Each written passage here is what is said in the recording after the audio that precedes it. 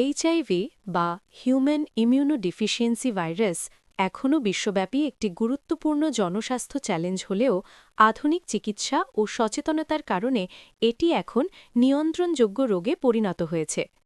স্বাস্থ্য বিশেষজ্ঞরা বলছেন, সময়মতো পরীক্ষা ও নিয়মিত চিকিৎসা নিলে এইচআইভি আক্রান্ত ব্যক্তিরাও সম্পূর্ণ স্বাভাবিক জীবনযাপন করতে পারেন।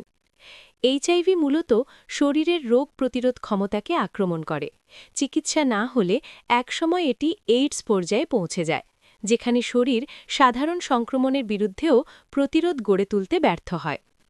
বাংলাদেশ সহ অনেক দেশে এখনও এই রোগ নিয়ে সামাজিক ভয়, ভুল ধারণা ও কুসংস্কার রয়েছে, যার ফলে অনেকে আক্রান্ত হওয়ার পরও চিকিৎসা নিতে দেরি করেন।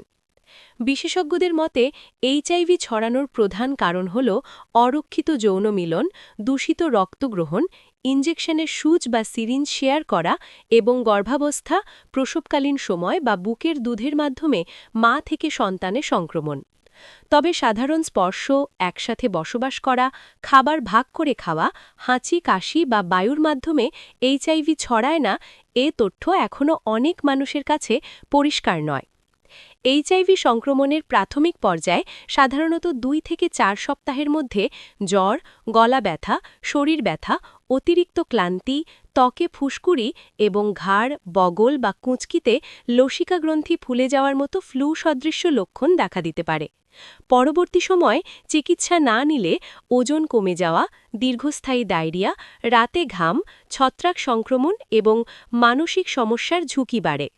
চিকিৎসকরা জানান, অ্যান্টিরেট্রোভাইরাল থেরাপি নিয়মিত গ্রহণ করলে শরীরে ভাইরাসের মাত্রা নিয়ন্ত্রণে থাকে।